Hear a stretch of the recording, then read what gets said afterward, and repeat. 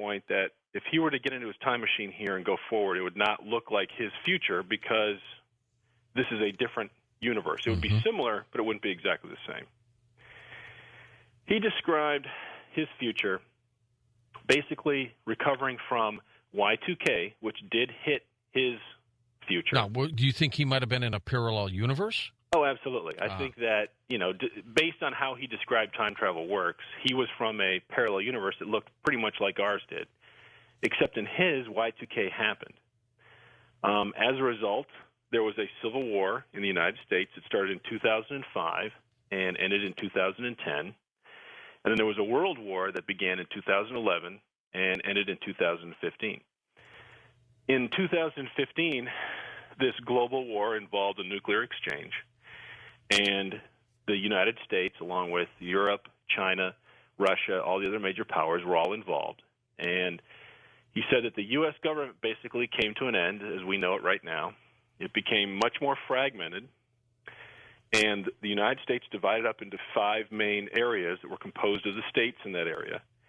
He said the flag of the United States changed. Instead of 50 stars, it had 5 stars. Jeez. Instead of a single president, we have 5 presidents, and they are rotated out on an alternate basis. So you always have, he said that the reason they did that was that they could have a consistent foreign policy.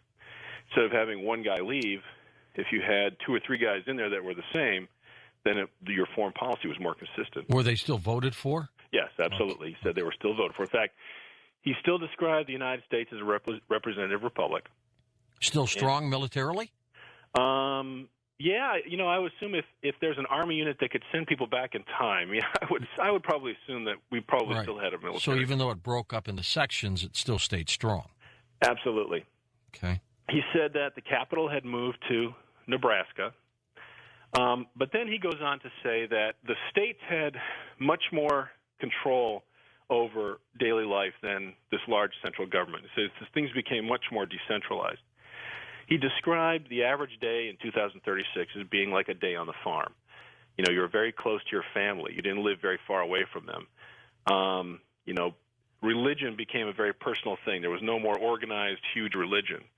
You relied more on your family and your friends that were with you. In fact, he said a story once, and while he was here, he said that he related what it's like in the future to when the power goes out now. He says, when the power goes out for a couple of hours, people start to leave their homes, and they go out in the road, and they start talking to their neighbors. I don't know if you've ever had that happen before, but I have. Yeah, that's happened. And he said that's exactly what it's like living in 2036, except it's like that all the time. You don't have this disconnection from the people that are around you. You feel that connection all the time because of what happened. Of course, he said the major cities were destroyed in the war.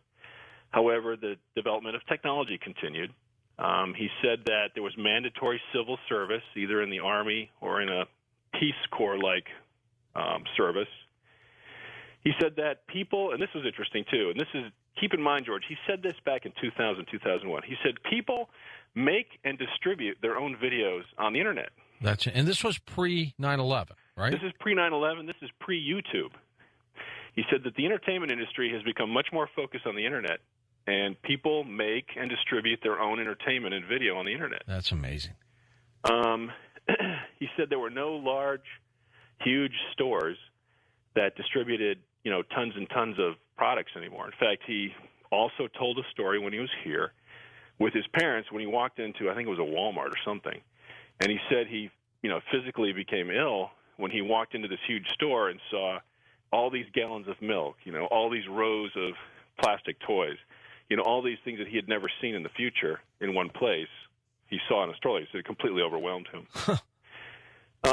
He also said that it's hard to have children in the future, that being able to have children is a very, I won't use the word special, but he said that because of a lot of problems in the future, that it's very difficult to have kids, and that was something that was much different than it is now. Did you need approval for kids? I don't think you need approval so much as that physically, I guess as a result of the war or disease or whatever, that having children was much rarer than it is now.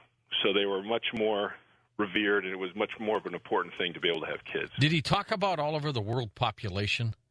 Yes. According to him, the population of the world was basically cut by a third. as a result of war, disease, famine, all these things that happened, during the World War.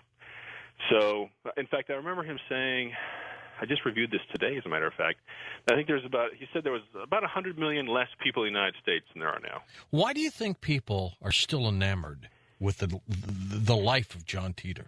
I think, it's the same experience I had, George, which was when I first read it, I thought it was interesting. I thought it was something that was kind of, neat online.